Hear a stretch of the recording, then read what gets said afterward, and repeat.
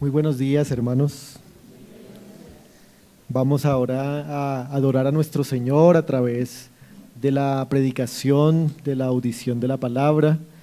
Y en esta mañana vamos a ubicarnos allí en ese pasaje que acabamos de leer, Mateo capítulo 6,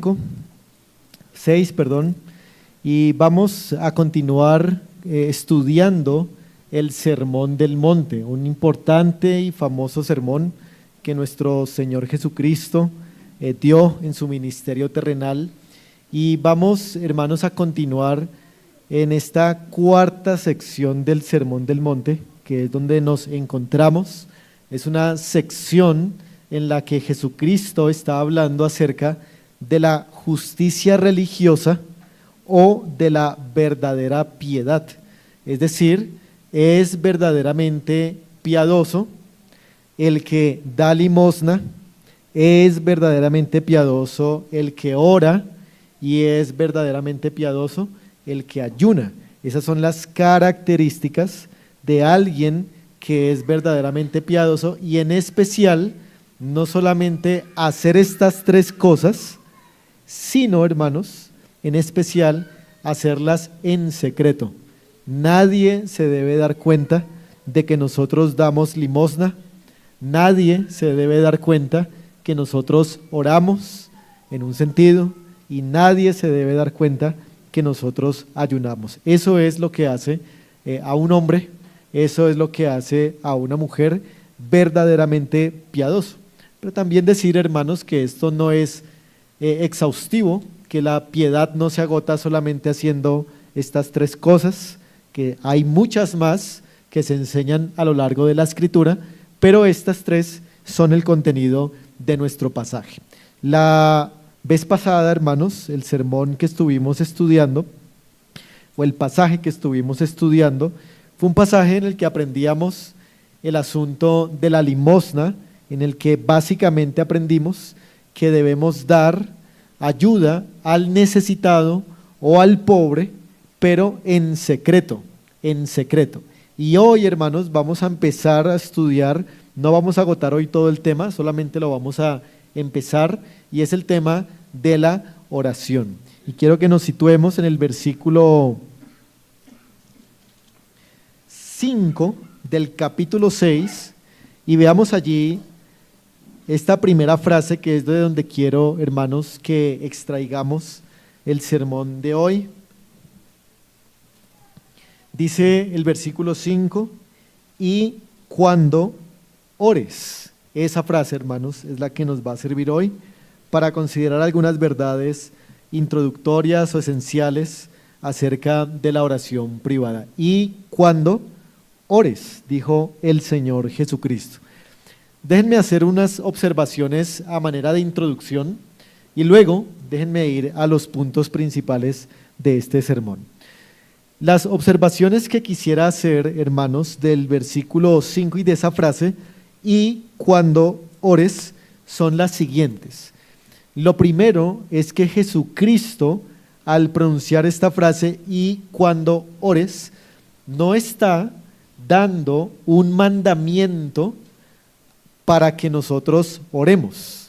O sea, no es un mandato. Cristo no está diciendo, y ustedes tienen que orar. No es un mandato, sino que lo que Cristo está haciendo con esta frase es que Él asume que los verdaderos creyentes, que los discípulos de Él son personas que oran y que no hay que estarles recordando ni mandando que ellos tienen que orar. Así que lo primero es entender esto, hermanos, que cuando Cristo dice, y cuando ustedes oren o cuando tú ores, es una referencia al hecho de que Jesús asume que los discípulos oran. Y el propósito, hermanos, de esta sección entonces no es dar mandamientos acerca de la oración. No, el propósito particular es enseñarnos la manera correcta de orar. Ese es el énfasis de estos versículos del 5 al 8, es decirnos no que debemos orar, porque eso ya lo debemos estar haciendo todos los cristianos. Más bien, el enfoque de Cristo es enseñarnos la manera correcta en que nosotros deberíamos orar. Hermanos, y les pregunto a todos, ¿ustedes quieren aprender a orar mejor? Yo también. Entonces, que el Señor nos conceda que a través de estas enseñanzas aprendamos a orar mejor. Otra observación, hermanos, que quiero hacer es que Cristo está hablando en singular, es decir, cuando ores, cuando tú ores. Eso quiere decir que el ámbito en el cual el Señor quiere desarrollar el tema de la oración no es todavía el ámbito público. O sea, Cristo no quiere hablar aquí de la oración congregacional o de la oración familiar o de la oración los miércoles que hacemos aquí, por ejemplo, sino que el énfasis de este pasaje es enseñarnos a orar, pero en lo privado, en lo privado. ¿Y por qué el Señor comienza por ahí?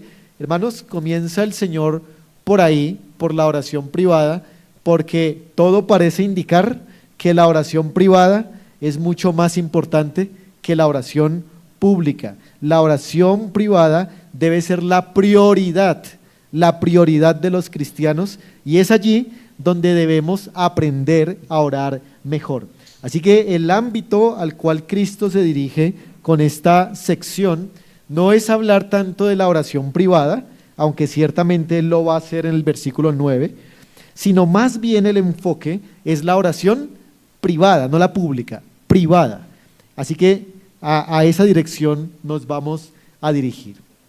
Pero otra cosa también, hermanos, que quiero observar de esta frase, cuando ores, del Señor Jesús que menciona aquí, es que la oración privada, hermanos, es importante, es central, porque ella es la que señala si usted tiene vida espiritual o si no la tiene. La oración privada es importante porque ella es la que nos va a señalar si ustedes y yo tenemos vida espiritual o si no la tenemos. Es decir, si usted no ora en lo privado, es posible, es probable que usted no tenga ninguna vida espiritual y por eso no ora, por eso no se esfuerza, por eso no se sacrifica en oración. Así que debemos recordar que una de las señales de verdadera vida espiritual es la oración privada, no la oración pública, porque la oración pública, precisamente como les pasaba a los fariseos, era fácil de hacer y era fácil de aparentar. Cualquiera que orara en público podía darse a conocer como alguien piadoso, como alguien que seguía a Dios, pero Cristo dice que eso no demostraba en los fariseos ninguna vida espiritual. Entonces no es, hermanos, la oración pública la que demuestra que tenemos una vida espiritual en Cristo, sino es la oración privada. Es una señal, una evidencia importante que usted mismo debe examinar en su vida. Si usted ora en lo privado y ora de la manera correcta, entonces tiene vida espiritual. Pero si no tiene la práctica constante de la oración privada conforme al modelo de la Biblia, es posible que usted no tenga vida espiritual. En Hechos, capítulo 9, verso 11, hay un pasaje en el que encontramos que una de las evidencias de que Saulo se había convertido verdaderamente al Señor no era que él predicaba el Evangelio. Esa no era la evidencia. No era que él era un ministro excelente. Esa no era la evidencia de que él era salvo. Hechos 9:11 dice así: y el Señor le dijo a Ananías, discípulo, levántate y ve a la calle que se llama Derecha y busca en casa de Judas a uno llamado Saulo de Tarso, porque aquí él ora. Así que la evidencia que daba a Ananías a entender que Saulo se había convertido al camino del Señor era que él oraba, Así que la oración es una señal, es un termómetro que nos ayuda a medir si hay vida o si hay salud espiritual en esa vida. En el Antiguo Testamento, hermanos, Dios se tomó muy en serio a la nación de Israel cuando no oraban. De hecho, una de las razones para el juicio o los juicios y los castigos de Dios sobre Israel era que ellos no se levantaban temprano a orar.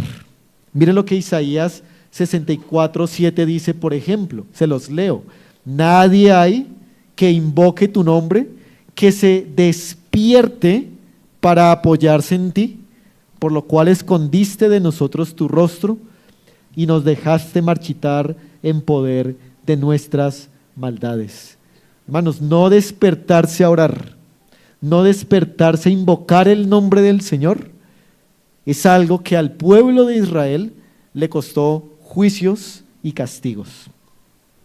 El Salmo 14:4 dice: no tienen discernimiento todos los que hacen iniquidad, que devoran a mi pueblo como si comiesen pan, y a Jehová no invocan. Una señal que distingue a un impío, ¿cuál es? ¿Cuál es? Que no ora, no ora. Así que esa es una observación que podemos hacer de esta frase: cuando ores. Solamente los verdaderos discípulos oran. Pero también, hermanos, ahora es necesario ver algunas convicciones esenciales sobre la oración privada. Ya observamos algunas cosas de esta frase, cuando ores, pero ahora sí, hermanos, déjenme entrar en el bosquejo que hoy quisiera compartir de estos versículos, y es 3 convicciones esenciales sobre la oración privada que ustedes y yo, como discípulos de Cristo, deberíamos tener. Hermanos, cuando digo aquí 3 convicciones, también quiero decir 3 presuposiciones. O sea, estas son 3 presuposiciones que usted debe tener bien grabadas en su mente, que son las que de alguna manera espero que le ayuden a usted a poder mejorar su práctica de la oración, o para que usted empiece a orar, si es que usted no ora. Así que vamos a ver cada una de estas 3 verdades esenciales, convicciones esenciales o presuposiciones para o sobre la oración privada. Y la primera, hermanos, que quiero considerar es la siguiente, y es que Dios anhela nuestras oraciones privadas. Esa es, hermanos, la primera convicción, muy sencilla, pero muy importante de reconocerla. Y es que Dios anhela nuestras oraciones.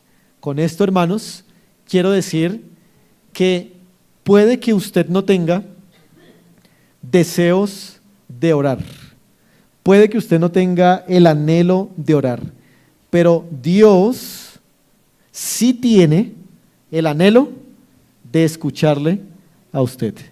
Cada día, en cada momento, Dios está más deseoso de escuchar nuestras oraciones de lo que nosotros estamos dispuestos a orarle.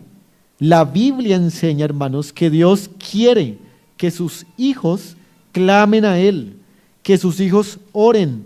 Él anhela escuchar los ruegos de su pueblo. Y la razón, hermanos, por la cual Dios quiere que nosotros le oremos a Él es porque, hermanos, la oración es un medio para relacionarnos con Dios. Y Dios se agrada de aquellos que buscan fortalecer una relación con Él. Hermanos, repito eso, la oración es un medio, no solamente para hablar con Dios, sino que es un medio para relacionarnos, para fortalecer la relación que tenemos con Dios por medio de Cristo. Por eso, hermanos, hay una definición que he tomado de un autor que nos sirve para entender esto aquí, una definición de oración que quisiera compartir para entender este primer punto de que Dios anhela nuestras oraciones. Dice un teólogo que la oración es la conversación del alma con Dios. Esa es la definición de oración que él da. La conversación del alma con Dios. Pero la palabra conversación no es usada solamente aquí como la idea de hablar con alguien. No, la palabra conversación tiene unas acepciones en esta palabra que significa una relación íntima.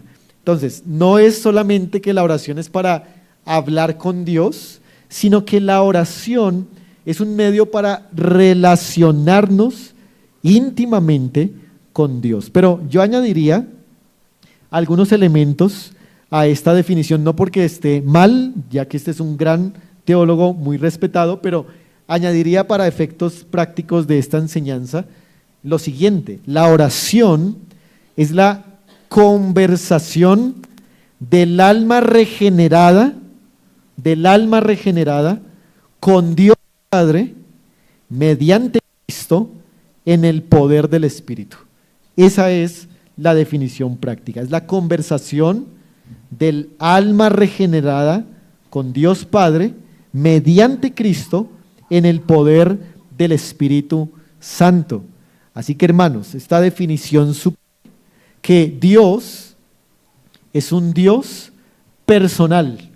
Dios no es una fuerza, Dios no es un espíritu impersonal, sino que Dios es un ser personal con el que se puede conversar y con el que nosotros podemos interactuar a través de nuestras oraciones. Y Dios, hermanos, se deleita en gran manera cuando sus hijos crecen en esta relación por medio de la oración. Por eso, hermanos, déjenme traer ante esto una aplicación. Ya vamos a mirar un pasaje.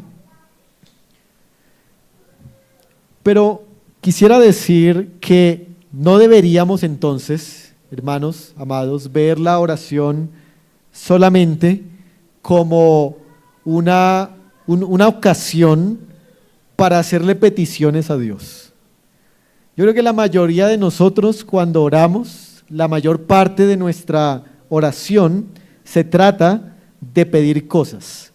No está mal, por supuesto, pedir cosas. Dios nos manda a que le pidamos cosas, pero si entendemos que la oración es un asunto de relacionarnos con Dios, lo primero que hagamos cuando oramos al Señor no va a ser empezar a pedirle cosas. Es como si, no sé, usted se encuentra con un amigo, con un conocido, para hablar con él. Lo primero que usted hace es empezar a pedirle cosas así, abruptamente, se lo encuentra y, ay, necesito esto. No, usted lo saluda amablemente, le pregunta cómo está, intenta establecer una buena relación, y es en el contexto de esa buena relación donde se pueden dar esas peticiones. Así que, hermanos, no veamos la oración como cuando vamos a presentar un derecho de petición en alguna entidad o asociación o lo que sea, que como que vamos y con nuestro derecho de petición lo dejamos allí, no nos relacionamos para nada con la persona que nos recibe el derecho de petición y esperamos que se nos responda, y si no se nos responde rápido, nos molestamos y empezamos a criticar al Estado o a la empresa, etc. Bueno, Dios no es, hermanos, una empresa. Dios no recibe nuestros derechos de petición de esa manera. Dios, hermanos, es un Dios personal al que debemos acercarnos en el contexto de una relación personal con Él.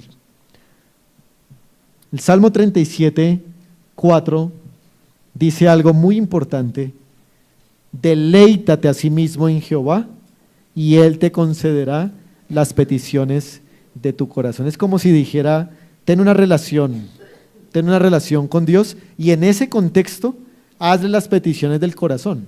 De manera, hermanos, que como ya hemos dicho en otros momentos, nos gusta mucho la primera afirmación, o la segunda, perdón, y Él te concederá las peticiones de tu corazón. Decimos, gloria a Dios, voy a presentar las peticiones de mi corazón, pero, hermanos, ¿dónde ha quedado el deleite en Jehová? No hay, no hay ningún deleite en Jehová. Primero, hermanos, para que nuestra oración sea acepta, debemos pedir, pero en el contexto de una relación deleitosa con Dios. No así como si fuera una empresa y un derecho de petición. Primero viene el deleite en Dios y luego vienen las peticiones a Dios. Pero también, hermanos, esto se prueba por lo siguiente. Miren, hay en el versículo 8 en Mateo 6, 8, dice que vuestro Padre sabe de qué cosas tenéis necesidad antes que vosotros le pidáis. ¿Sí? El Señor ya sabe lo que le vamos a pedir, es decir, que la oración es más que solo pedirle cosas, porque el Señor ya lo sabe. O sea, oración, hermanos, no es sinónimo de pedir cosas. Eso es lo que este pasaje trata de comunicar, porque Dios ya sabe las cosas que le vamos a pedir. No, oración es sinónimo de profundizar nuestra relación con Dios. Es sinónimo de deleitarnos con el Señor. Dios ya sabe lo que le vamos a pedir y por eso la oración no se puede quedar solamente con peticiones y peticiones sin buscar primero deleite en Él. Vamos a un texto, ahora sí, hermanos, en el libro de Cantares, y quisiera hacer aquí una explicación sobre este libro y presentarles un pasaje, hermanos, muy importante. Cantares, capítulo 2. Recordar, hermanos, que el libro de Cantares, en su contexto histórico, ¿no? Describe el amor a la luz de esa cultura judía entre un esposo y una esposa. Ahí hay romance, ahí hay coqueteo, hay jugueteo. Algunas escenas de Cantares son antes del matrimonio, otras escenas son durante el matrimonio. Pero debido a que Cantares, hermanos, es un libro que está en la Biblia, Cristo nos ha enseñado que toda escritura tiene algo que decir acerca de Él. Entonces, aunque en un primer contexto Cantares habla del amor de un esposo hacia una esposa y viceversa, también este libro, hermanos, habla acerca del amor que tiene Cristo como esposo para con su iglesia, que es la esposa, según la interpretación que nos da Pablo en Efesios capítulo 5. Así que a la luz de esto, hermanos, vamos a interpretar el siguiente versículo. Cantares 2:14. Aquí le habla un esposo a su esposa, pero le habla Cristo a la iglesia también. Dice así: paloma mía, que estás en los agujeros de la peña, en lo escondido de escarpados parajes, muéstrame tu rostro, hazme oír tu voz, porque dulce es la voz tuya y hermoso tu aspecto.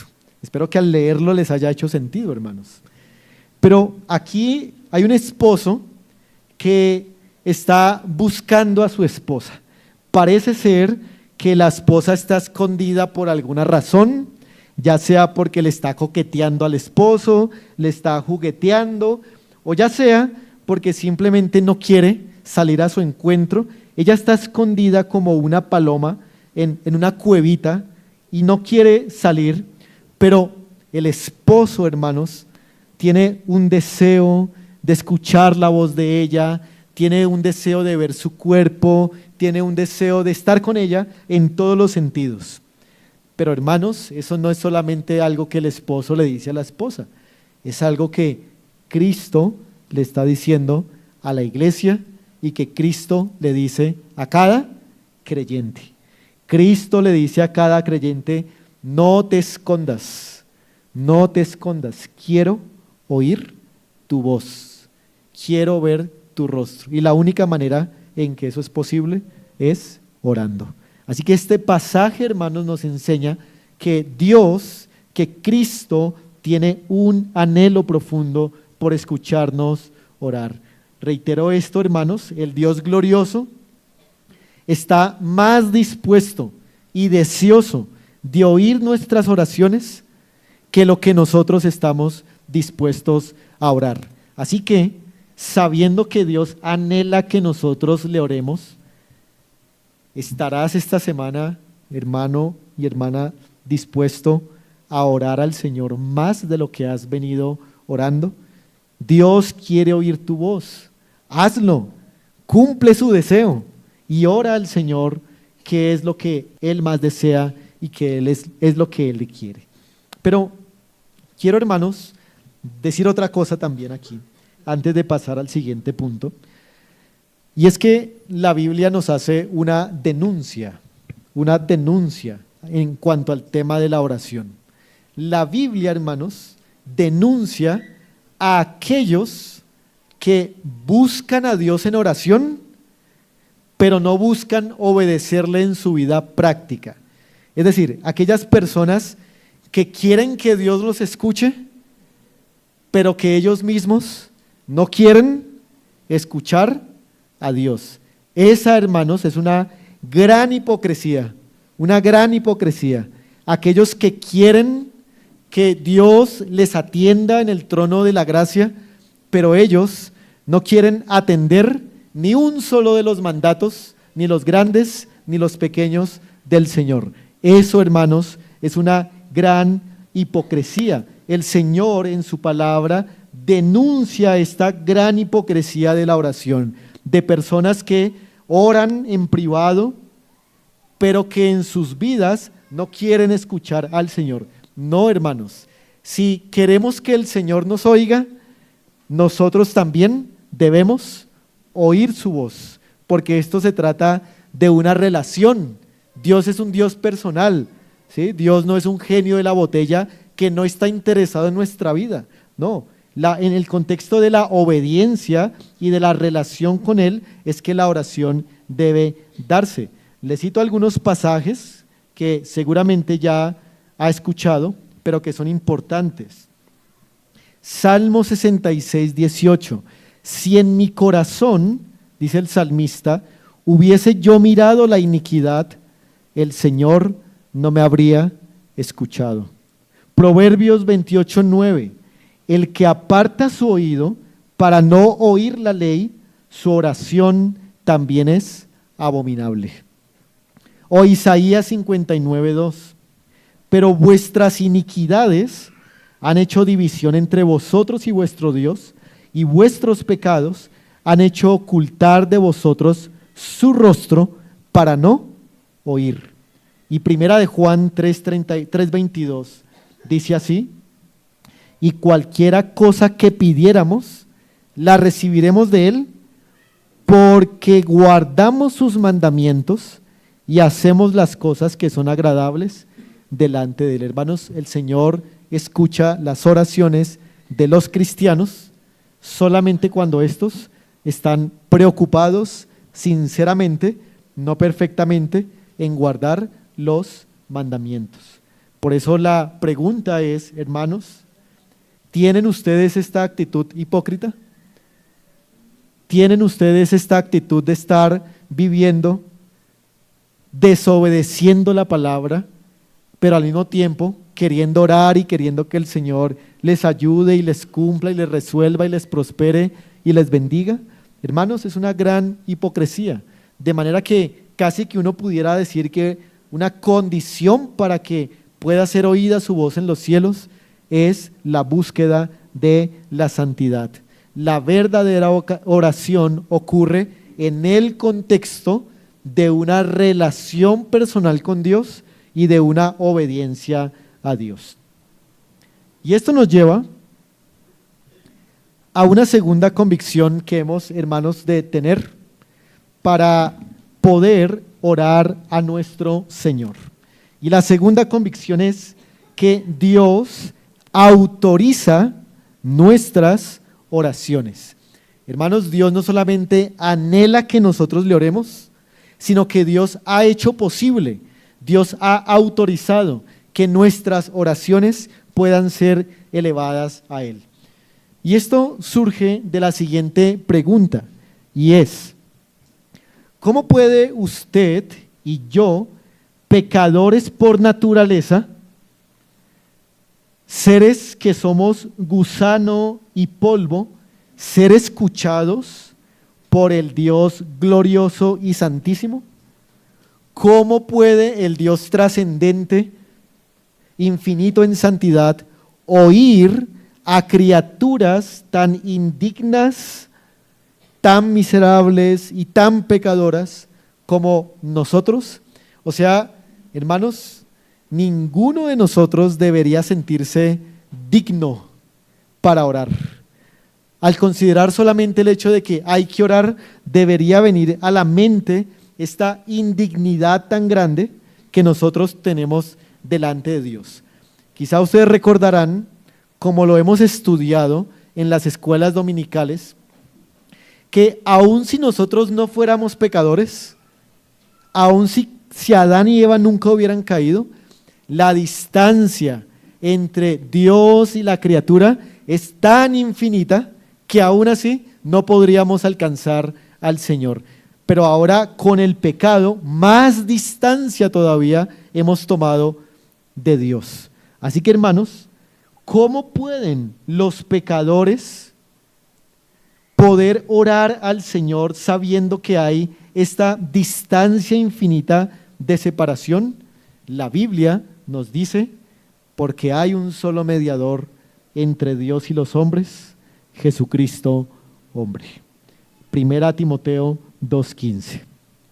Es el Hijo eterno de Dios, es el Hijo santo, el Hijo glorioso que se ha hecho hombre, que es el puente, que es el mediador, que es el que ha hecho posible podernos acercar en oración a Dios. Es su sacrificio perfecto, es su muerte en la cruz del Calvario, es su resurrección, su exaltación y su intercesión la que hoy nos permite poder acceder al trono de Dios. Hermanos, no hay absolutamente ningún mérito, ninguna razón en nosotros por la cual Dios nos acepte en oración, sino que únicamente somos aceptos en el amado, somos aceptos en el Señor Jesucristo. De esta verdad, hermanos, se deriva una frase muy importante que usamos en la oración. ¿Cuál es esta frase? En el nombre de Cristo, ¿cierto? En el nombre de Jesucristo. Entonces, oramos en el nombre de Jesucristo.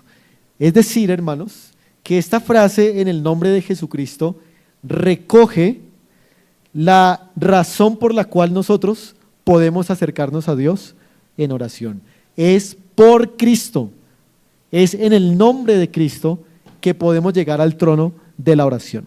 ¿Qué significa esta frase en el nombre de Cristo? Miren, hermanos, en el nombre de Cristo no es una frase que cuando usted se la coloca al inicio o al final de la oración, ¿no? Y esto especialmente lo decimos para los nuevos que lo escuchan tal vez por primera vez, los más antiguos ya lo han escuchado, pero esta frase, o sea, decir en el nombre de Cristo al final de la oración, no es una frase mágica que hace que de repente la oración sea escuchada. O sea, si no la dijéramos, aún así el Señor pudiera escuchar nuestra oración. O sea, nuestra oración no depende si decimos esta frase literalmente o no. Pero lo que sí significa que oramos en el nombre de Cristo es con la convicción y con la realidad de que nos estamos acercando a Dios en oración porque Cristo nos ha autorizado poder llegar a Dios en oración. Así que cuando oramos, aunque no es necesario decir en el nombre de Cristo, pero está bien decirlo y podemos seguirlo diciendo para no olvidarnos de su verdad, es que en el nombre de Cristo es que oramos porque por medio de Él, por medio de su obra, podemos elevar oraciones que serán atendidas y respondidas por el Señor. No es una frase mágica, sino es una frase que el corazón debe aceptar, que es una realidad que tenemos ahora los que hemos creído en Cristo. Vamos a Juan capítulo 14 para considerar allí esta verdad a la luz de la palabra.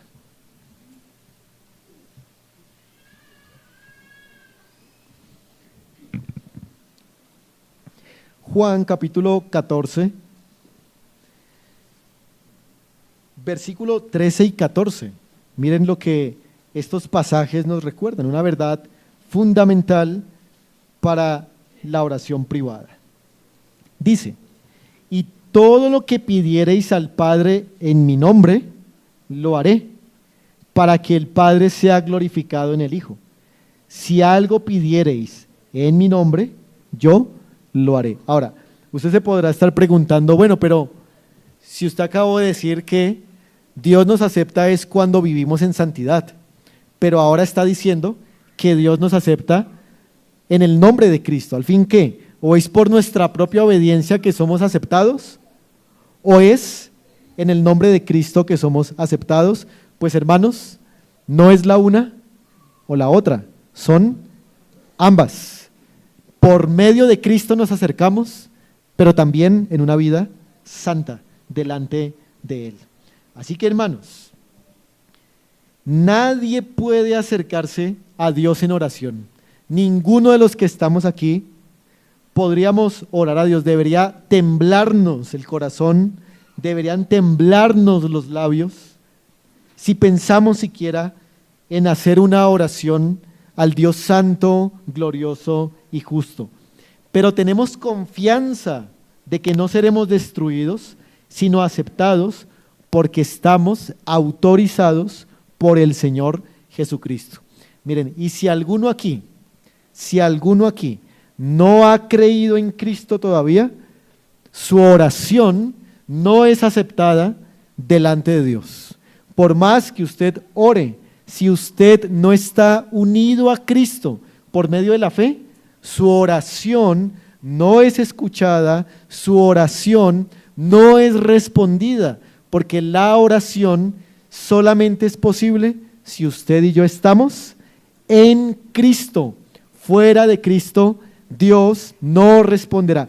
Claro, Dios en su omnisciencia oirá sus ruegos, en su omnisciencia, pero no en su carácter misericordioso para atender eficazmente esas oraciones. Si quieren orar, si quieren que Dios reciba sus oraciones, deben confiar en Jesucristo, deben unirse por medio de la fe a Él. No hay otro camino, no hay otra manera para poder orar adecuadamente. Y esto nos lleva, hermanos, a nuestra tercera convicción acerca de la oración. Ya vimos, en primer lugar, que Dios anhela nuestras oraciones, ¿verdad? Ya acabamos de ver que Dios autoriza nuestras oraciones por medio de la obra de su Hijo. Pero en tercer lugar, hermanos, Dios atiende nuestras oraciones. Dios atiende nuestras oraciones. Y quisiera tratar aquí dos asuntos en este tercer aspecto, y es que primero debemos convencernos de que al orar Dios nos atiende, Dios nos oye, pero segundo debemos también convencernos de que Dios ha prometido responder. Es una promesa que Dios ha hecho, de que Él ha prometido responder a nuestras oraciones. Quiero que vayamos a una afirmación directa que respalda este primer punto. Primera de Pedro 3:12, un pasaje que está basado en el Salmo 34, en los versículos 15 y 16, pero Primera de Pedro lo resume.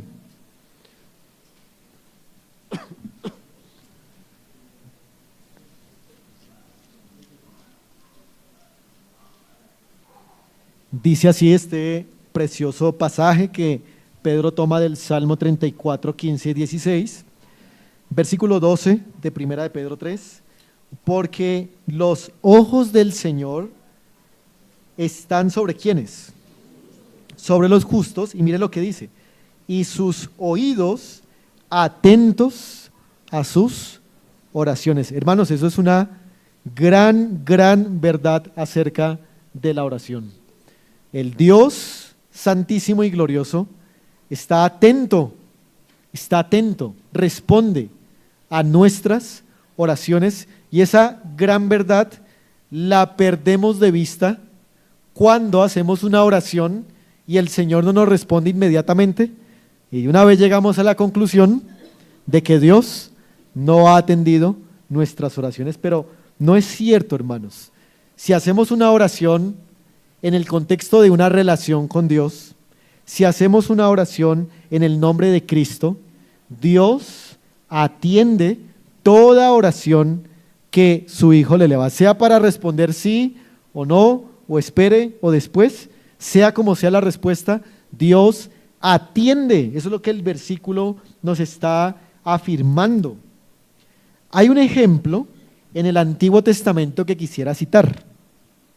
Ustedes recuerdan, hermanos, esta escena importante en el Antiguo Testamento cuando Salomón dedicó el templo de Jerusalén. ¿Ustedes recuerdan? Bueno, eso está en el primer libro de Reyes, en capítulo 8, desde el verso 22. Quiero que vayamos a ese pasaje y consideremos algo allí. Primero de Reyes, capítulo 8, desde el verso 22 en adelante, aparece ese escenario de la dedicación del templo. Usted va a leer eso desde el verso 22 hasta el verso 53. La dedicación del templo que Salomón hace, hermanos, es una dedicación como la casa de oración, que luego Jesús va a decir más adelante: esta es la casa de mi Padre, será llamada casa de oración. Bueno, eso halla sus raíces en esta dedicación del templo, porque en esta dedicación del templo, más que cualquier otra cosa, Salomón ve el templo como una casa de oración, es decir, un lugar donde el hombre, donde el israelita se puede encontrar con la presencia de Dios. Y en todo este gran pasaje, obviamente no lo vamos a leer ahora, Salomón dice cómo en cada situación de la vida de los israelitas ellos debían ir al templo para orar, debido a una convicción, debido a que Dios había prometido que en el templo Él los iba a escuchar y los iba a atender. Cuando el pueblo pecara, cuando el pueblo estuviera siendo castigado, cuando el pueblo estuviera en una peste, en una plaga, en un problema, cualquiera que fuera la situación, el pueblo podía ir al templo y orar a Dios, porque Dios había prometido encontrarse con ellos ahí. Un versículo de ejemplo es el verso 49. Vamos a leerlo. Dice Salomón: tú oirás en los cielos, en el lugar de tu morada, su oración y su súplica, y les harás justicia. Hermanos, Dios ha decidido escuchar y atender nuestras oraciones, y esto debe ser una gran razón que nos mueva a orar más y a orar mejor cada día. El Señor oye y atiende la oración de su pueblo.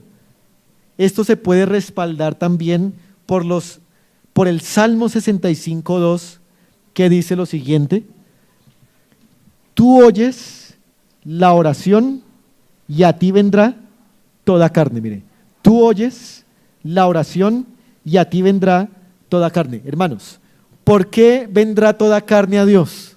¿Por qué?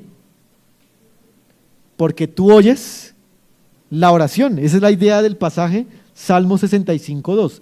Tú oyes la oración, por lo tanto, a ti vendrá toda carne. Es decir, que la convicción de que Dios oye la oración es lo que mueve a toda carne a venir a orar a Él.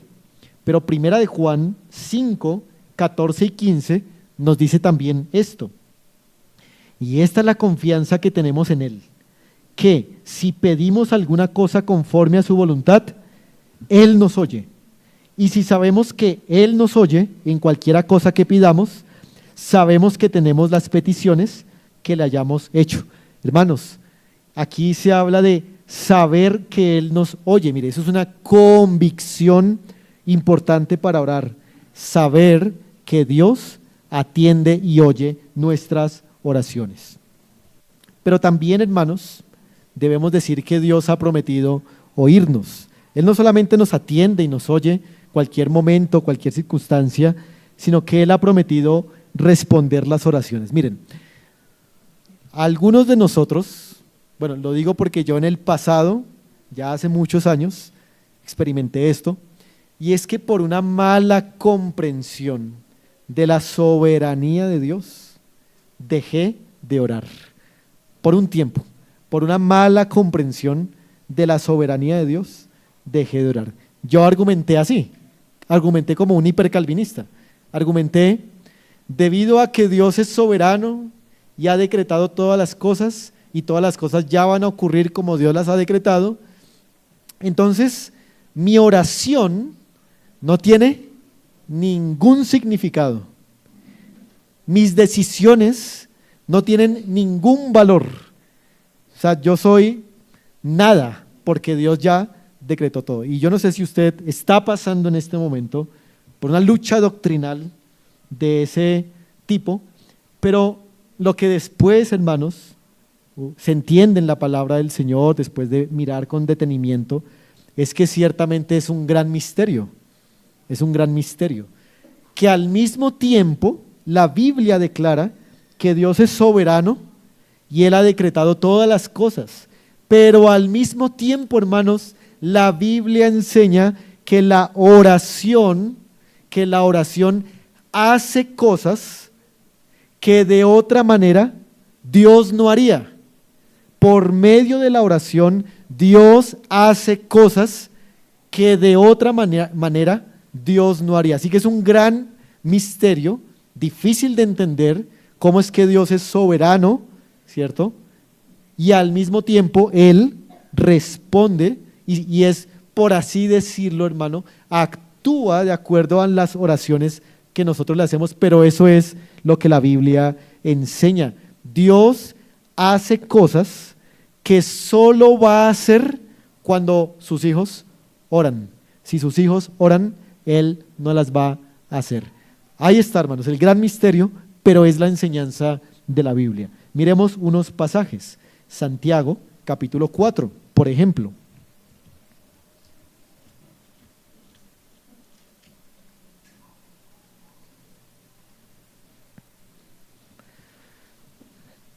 Santiago, capítulo 4, versículo 2, dice así la palabra del Señor: codiciáis y no tenéis, matáis y ardéis de envidia y no podéis alcanzar, combatís y lucháis, pero no tenéis lo que deseáis, porque no pedís. O sea que si pidiéramos, obtendríamos. Es la idea, hermanos. Si pidiéramos, obtendríamos. Dios no nos va a dar. Dios no nos va a dar, a menos que le pidamos. Ahí está, hermanos, es la enseñanza de la Biblia.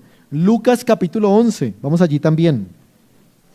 Lucas capítulo 11, versículos 9 y versículo 10.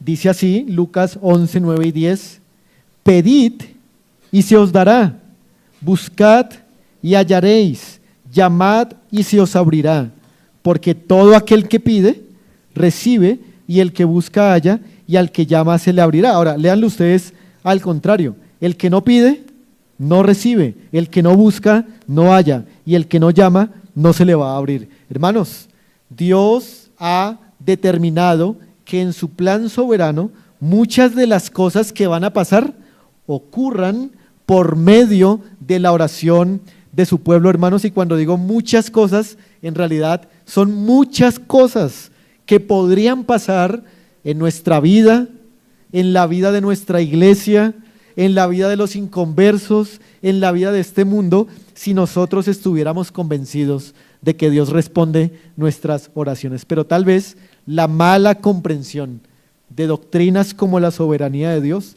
nos ha hecho caer en ese hipercalvinismo de afirmar que como Dios es soberano, no es significativa mi oración. No. La oración hace cosas que de otra manera no podrían ser hechas. Segundo libro de Crónicas 7:14 dice: si se humillare mi pueblo, sobre el cual es invocado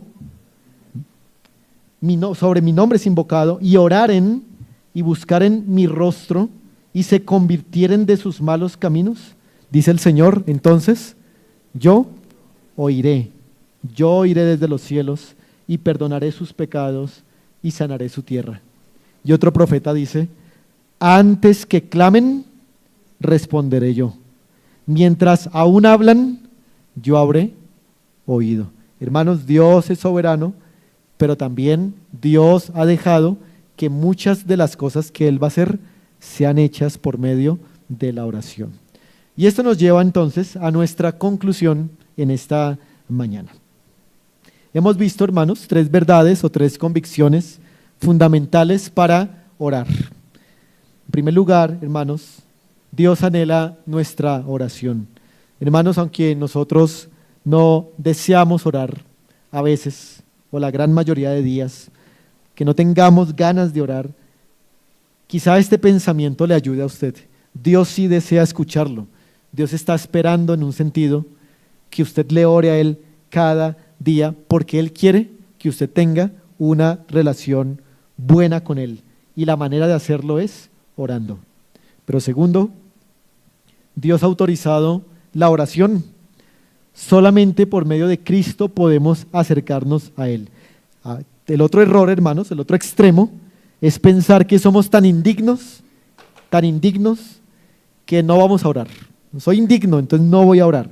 No, si estamos en Cristo, somos indignos, pero en Él somos dignos y podemos orar al Señor. ¿Quieres orar? Cree en Cristo, revístete de Cristo para que tus oraciones sean oídas. Y por último, recuerda que Dios atiende la oración, por ello pide, suplica, ruega sin desmayar, ora más cada día, ora mejor, y que el Señor le conceda a esta iglesia, como un profeta lo dice, derramar espíritu de oración y espíritu de súplica en cada uno de nosotros. Vamos a orar, hermanos, y de esa manera terminamos este tiempo. Padre Celestial, delante de tu presencia estamos en Cristo, Señor, para darte gracias por tu palabra, para darte gracias por tu disposición de atendernos cada día, de escuchar nuestros ruegos. Tú eres muy bueno, Señor, con nosotros y te damos las gracias. Queremos pedirte, Señor, que a cada corazón congregado en esta mañana, tú otorgues este espíritu de oración, es decir, este ánimo para orar en privado, conscientes de estas 3 convicciones que hemos visto hoy, Señor. Pero también, Padre, te pedimos perdón, porque nunca jamás podremos orar como es necesario y correcto orar, pero no por eso, Señor, queremos dejar de orar. Ayúdanos a que a través de estas enseñanzas podamos ser motivados a orar y mostrar así la vida espiritual que tenemos en Cristo. Ayuda a tu iglesia, en el nombre de Jesucristo oramos. Amén. Pongámonos de pie, hermanos.